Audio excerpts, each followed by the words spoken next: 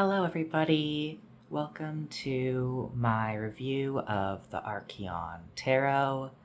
As I'm recording this, it is October 31st, so happy Halloween and blessed Samhain to everyone who celebrates.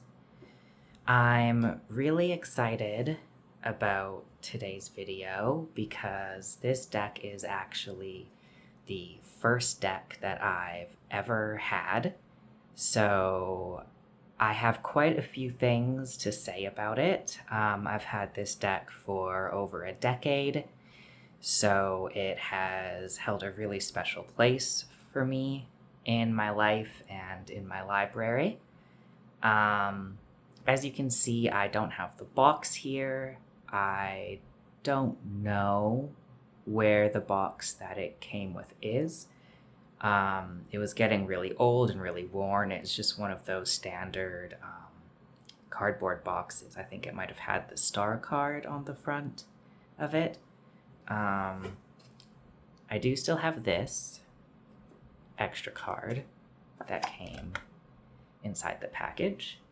And I do still have the guidebook, but I don't have the box. So I guess I'll just put up a picture on the screen to show you guys what it looks like, if that matters to you. So yeah, this deck was made by Timothy Lance and published by US Game Systems. You can find it on Amazon for about $30. There's also an illustration book that has 78 illustrations and more content, such as the Archeon spread, which was not provided in the booklet that came with this deck. And you can get signed copies of the book or the deck. So if you're interested in purchasing it, you can do it there. There's also a website dedicated to this deck called archeontarot.com. I'll link that in the description down below for you to check out. So I got this deck given to me as a gift from a friend. And it was the first ever deck that I had. Of course, at the time, I knew nothing about tarot at all. So I was curious about it, and my friend, who knew much more than I did at the time, said to me, "Hey, I'll buy you any deck you want. Take a look on this online list of different decks and see which one you're drawn to, and I'll buy you that one, because if a deck is given to you as a gift, it'll have more power." So I'm very grateful for that. Clearly, it changed a lot of things for me in my life, getting started with tarot, and this one I was drawn to right away. I looked at a bunch of other decks, and I just knew the entire time that this was the one that I had to get. So I'll talk a bit more about my experience with this deck, especially my experience using it as a beginner's deck. But before we get right into that, I want to take a look at the guidebook together. So it's just a pretty standard little booklet. It's all in English. It starts with an introduction that sort of talks about symbolism and the name of the deck and what that means to the creator. And it does go over some background information on the tarot. So it'll talk about the structure of the deck. It gives a little description of what the major arcana is about. And same thing with the minor arcana. Later on, it gives a little description about what's different about the minor arcana as well. And so each card comes with a quote. In the major arcana, it'll be a quote from someone else, a write-up, and then keywords for upright and reversed. And I think that it's a good guidebook, for sure. I didn't end up using the guidebook very much, because when I was just starting out with the tarot, I was very much someone who couldn't yet trust my intuition, and I wasn't sure how to make my own unique analysis of what a card means, as many people do struggle with when they first get into tarot. So what I would do is I would pull a card, I would read the whole write-up in the guidebook, and then I would actually go online and look up the meaning of the card and read like an entire page about that card as well. So, and there's the Minor Arcana. And for the Minor Arcana, they give a quick description of each suit, and the quotes on at the beginning of the descriptions here are, I believe they're made by the creator, as they have no credit given to the quotes. And then has a quick description of how to read with the deck, and it gives you a Celtic cross spread. And that is the only spread that this guidebook provides.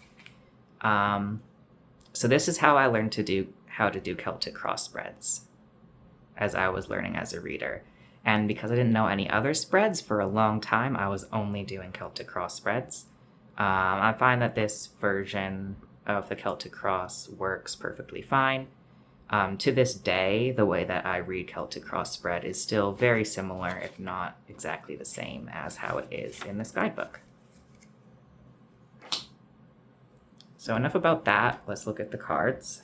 And if you're not already aware, this deck does feature a lot of artistic nudity, very tasteful.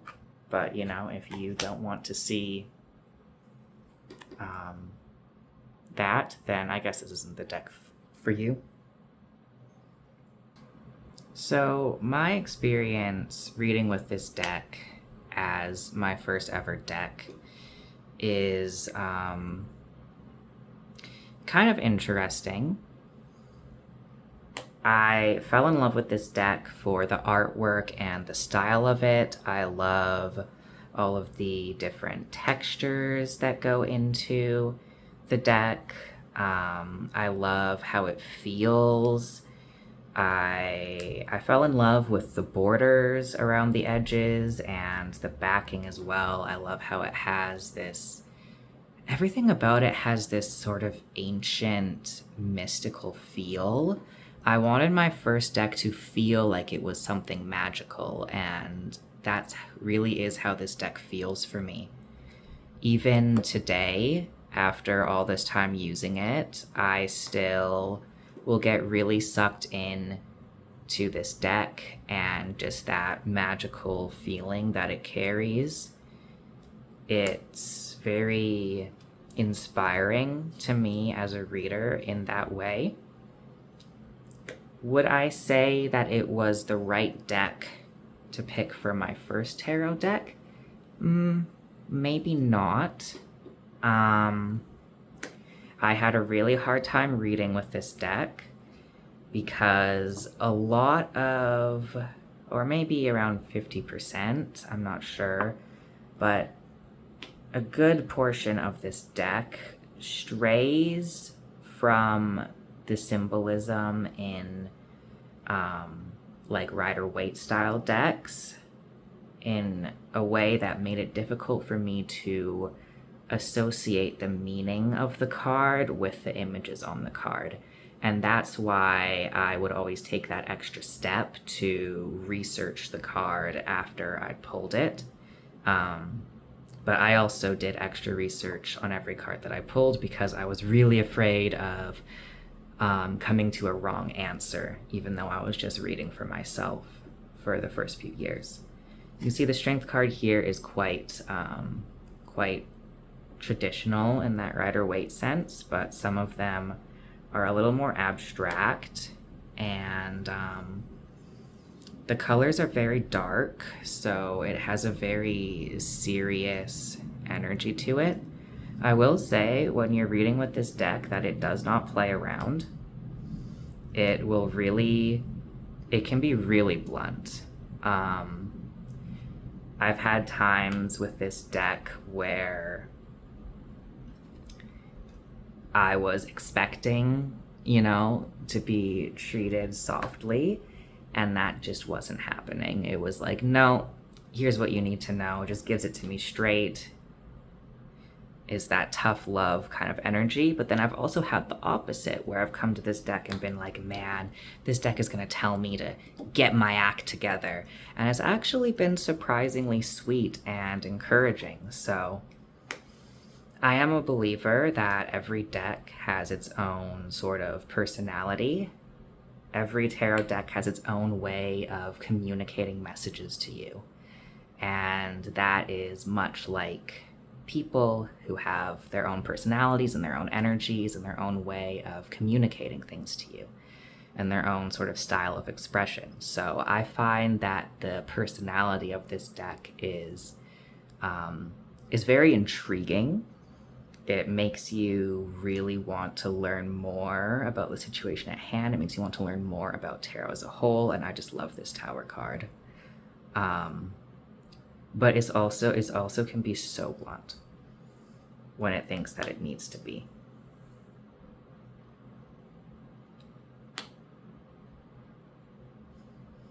So after some time reading with this deck, I realized I was really struggling with tarot, and I bought the traditional Rider-Waite-Smith, and I learned from that. And once I learned with that deck and I got the basics down and I learned tarot through symbolism that was a little bit more clear-cut and straightforward for me, I was able to return to this deck and I didn't need to excessively research everything that I read. So I was able to read with it a lot easier after connecting with an easier deck to read with. And also, of course, I built a connection with this deck, which is really important, right? And so building that connection with this deck made it something that's easier for me to read with. And I love this version of the world. Even nowadays, it still makes me feel quite thoughtful. I feel like we don't usually see the world depicted in this way, as just like a couple of trees that you're looking up at, looking through the leaves of those trees. Usually there's a lot more about something about like a circle or a cycle, or it'll show a whole planet, or a portal that someone's stepping through. I really like this card. I get happy whenever I see it come up.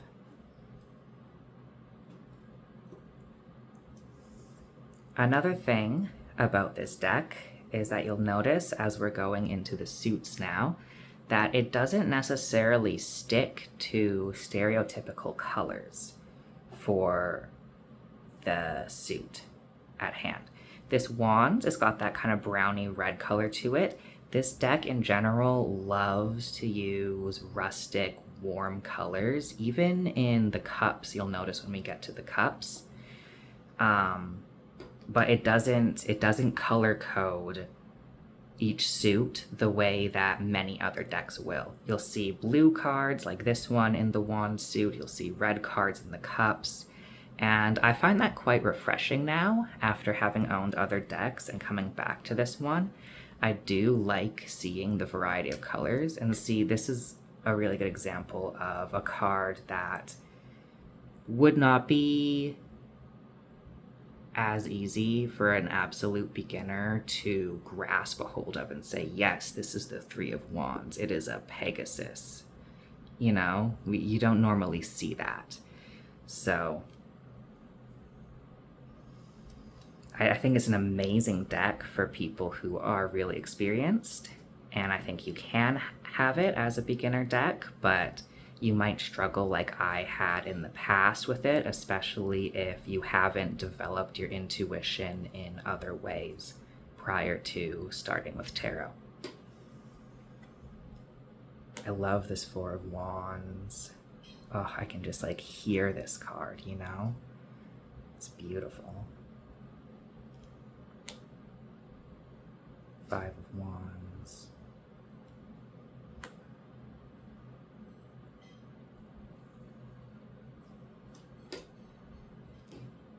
This Seven of Wands is one of my favorites in this whole deck. I don't know. This Seven of Wands, like, pulling this card made me want to learn what the Seven of Wands means. Like, this deck really inspired me to learn the tarot, and I'm so glad that I bought it for that reason. You might hear me rambling a lot. It's because I feel very close to this deck. And I love how they close off the last few Wands cards here. Now, I will say the Court cards are not my favorite. I have an issue with Court cards in almost every tarot deck that I buy. I don't know why. I just always feel like there's something lacking or like it doesn't quite hit for me. You'll notice that although I said that there's not a lot of uniformity in color themes throughout the suits, there is with the Court cards specifically. So these Wands ones are all this gritty red and black sort of texture. So if you like uniformity with your Court cards in their colors, you have it there. For me, when I was just starting to learn, I found that having all of these cards look so similar made it harder for me to tell the difference between them, because I think and process energy through colors so much. Having all of these cards be like the exact same color was and still sometimes is a bit of an issue for me, although now, of course, I know by heart what the meanings of the different cards are.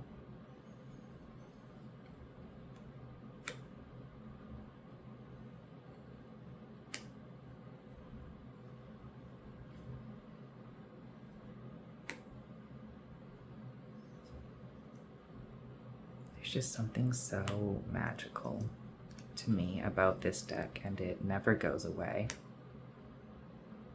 The Six of Swords, it's just beautiful.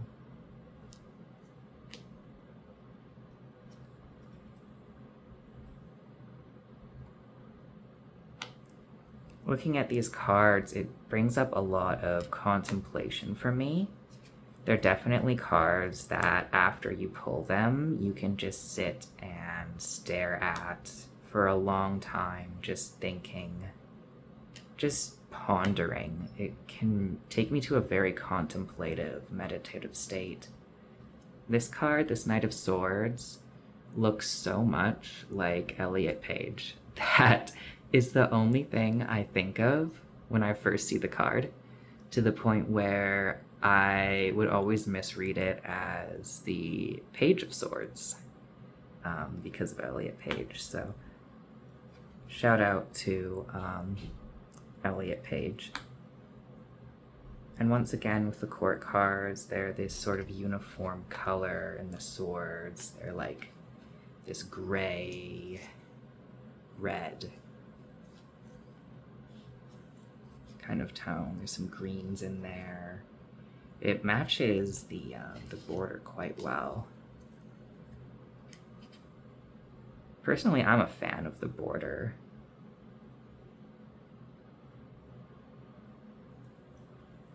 I think that it frames everything quite nicely, and it always matches with sort of the color and style of the card within it as well.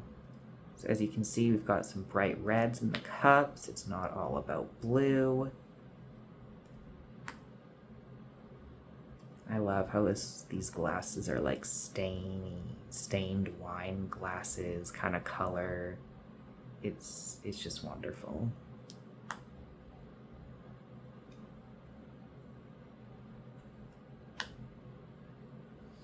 This is another one that was hard for me to read with, as Six of Cups often represents like healing and nostalgia and looking back to like a sweeter past. This mask on this person's face is really creepy, and there's no like passing of a cup to someone else. There's nothing that really represents like youth or nostalgia in this card, so I wouldn't I wouldn't necessarily associate the feeling of this card with the meaning that I've come to associate with the Six of Cups, which was harder for me to learn with, but it's still a good card. I wouldn't say that any of the cards in this deck are bad just because it took me more time to learn it.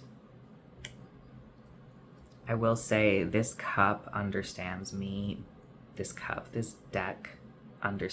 better than I understand myself oftentimes. In fact, I don't really use this deck for readings for other people. I often don't let people touch this deck, though I'm not usually very possessive of my decks, and it is good at reading for other people when I do use it that way. I've just created such a personal connection with this deck, having it been my only deck for so long, and we went through so many heavy things together, me and this deck. It really is kind of just my deck, so I won't often use it for readings for other people, even though I could if I wanted to.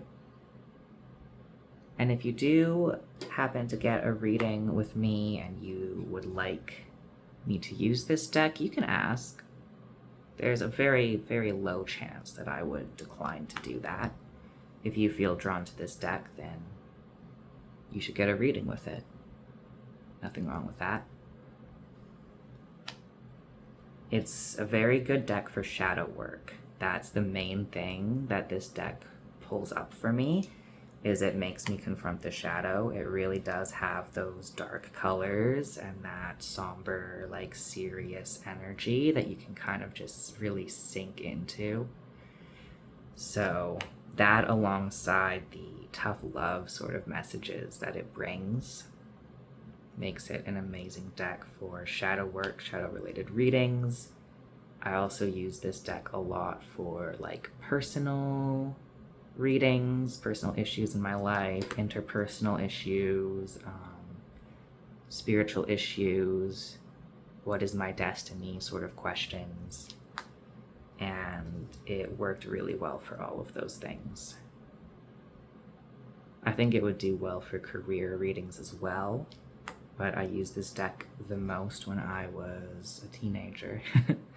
So I wasn't really thinking about career at that point in time. Such a beautiful Ten of Pentacles. You see that mansion representing the wealth. And there's this marking up in the corner here that shows up in a lot of the cards, and it shows up on the backing as well. Cool touch. And the Pentacles.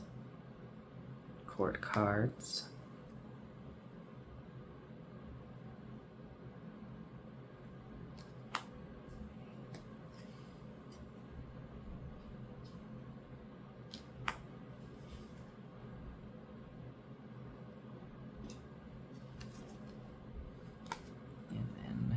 Comparison.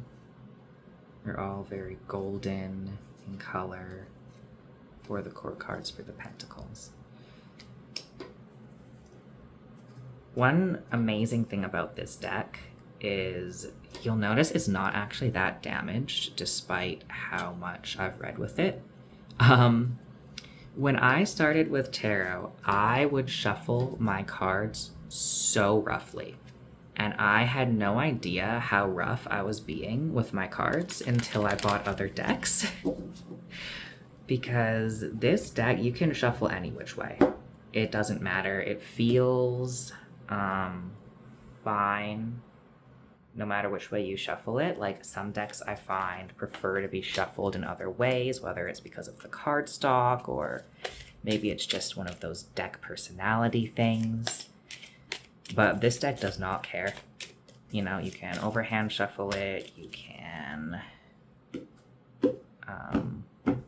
cut it a million times, which is how I used to do it. You can fan it.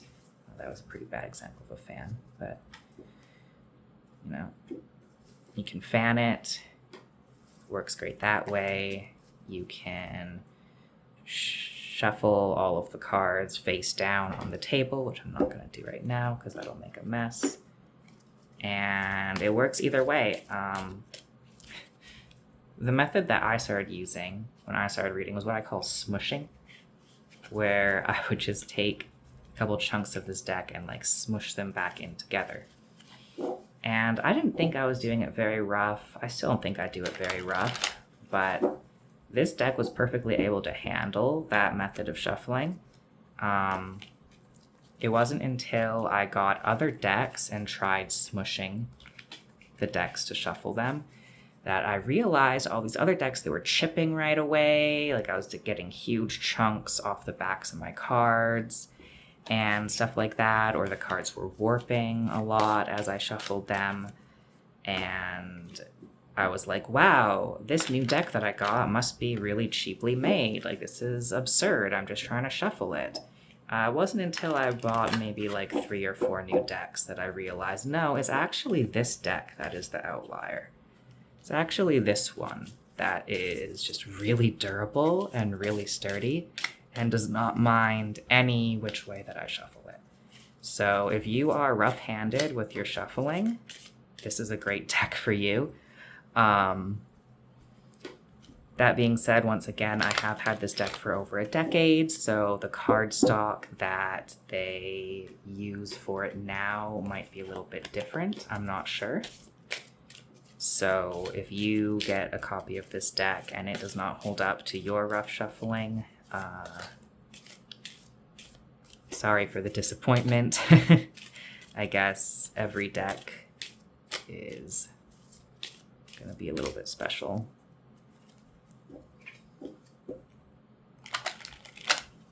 But yes, I love this deck. I recommend it to, honestly, pretty much anybody. I don't hear it talked about very much. I think it's a rather obscure deck, but it's been around for a long time.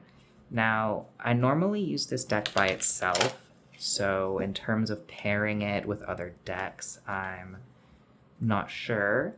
But I thought that we might give it a try with a few decks that I have in mind that I think it might read well together with. And we'll see how it goes.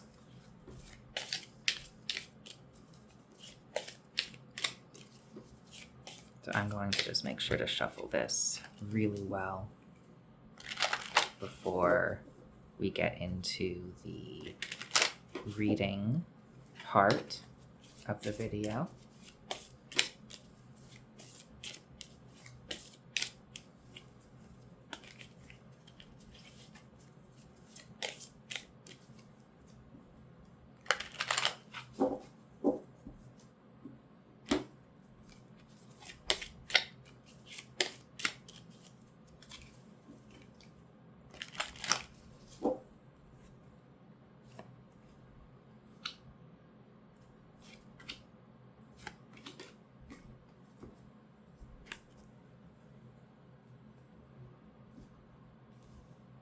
So taking a look at just what a standard past, present, future might look like with this deck. Start here with the past. We have 8 of Pentacles, so lots of hard work, investing a lot of time, energy, money, and resources into a particular project or a particular path that you're going down. Our present, the Wheel of Fortune. Okay, so things are turning, things are changing. Maybe we're starting to see the rewards from all this work in the 8 of Pentacles, or maybe the rewards are just about to be on their way. And then the future, we have the Lovers. Okay, so being enmeshed with something, being locked in with something, commitment and passion, this spread would be a really positive indicator if you were doing a reading for any sort of like career subject or any sort of projects that you're working on. And you can see how nicely all these cards look together. They synergize really well together.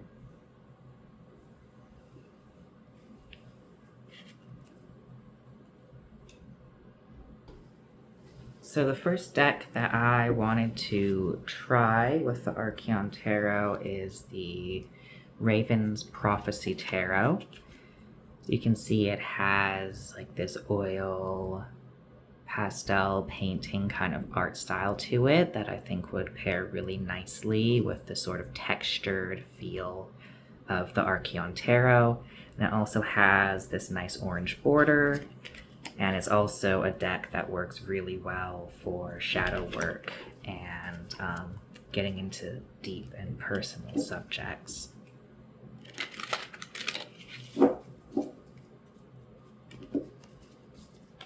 So try these two decks together. What kind of spread are we going to use?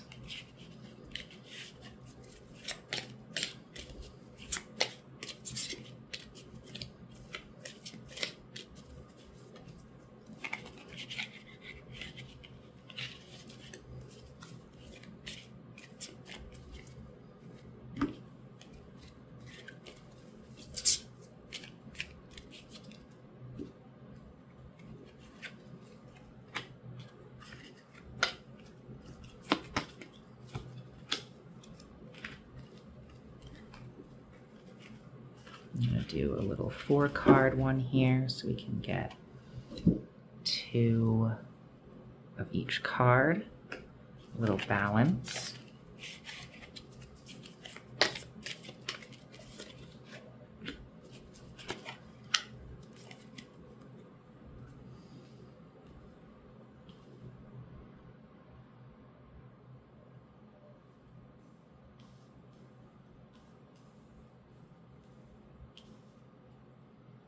This spread right here will be a situation, advice, something you might not know yet, and most likely outcome.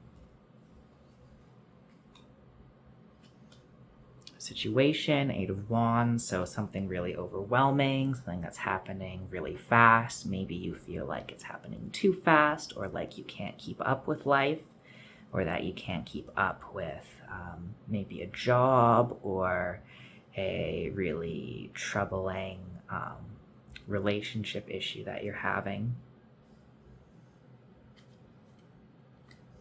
Something you might not know. The Queen of Cups, okay.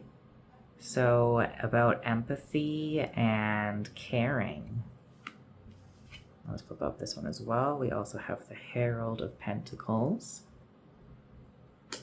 for advice. Okay. So what I can read from this is you might not know that there are people in your life who have your back. You're feeling like you're taking on a new adventure. You gotta see this as something new that you're starting on, and you're just starting to sort of get your footing. That doesn't mean that you're going to fall off completely. Doesn't mean you're going to fail. It just means that you need to get used to a new situation and all of the highs and lows that come with it. And what you may not know right now is that you do have at least one person in your circle who is able to help take care of you, help provide you with, advice, comfort, a bit of security, and that empathy as well can go a long way in this situation. If this were to be about an interpersonal struggle, it would be saying, don't worry. Things are going to be okay. People are going to be kinder to you than you may expect. And the kindness that you give to others is going to come back to you in a really positive way. And then most likely outcome, we have Knight of Cups. Look at all those court cards. So most likely outcome for this situation would be just moving forward with your heart first. Being open with your emotions. Also a lot about creativity. That goes with the Wands as well. Wands often being about creative projects. So putting your creativity and your heart into the situation. So I think these two actually do work pretty well together.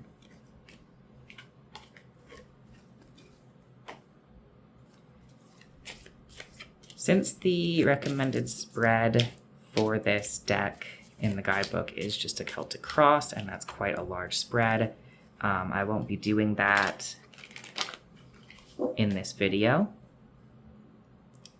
But that is my review of the Archeon Tarot. I hope that you enjoyed it. If you have this deck, let me know in the comments below what you think about it, if you like it, if you don't like it. Would you buy this deck if you don't own it, or would you not? And how come? I'm planning on doing more reviews. I want to eventually do a review for every deck that I own, which is a lot of them. So if you want to subscribe to my channel, you can do that. You can also follow me at Aetheric Sage on TikTok, where I post short form content such as collective readings or just sort of witchy subjects. And you can also go to my website, aethericsage.com, to book a professional reading with me. I do those virtually. So yeah, thank you so much for watching, and I hope to see you in the next video. Bye.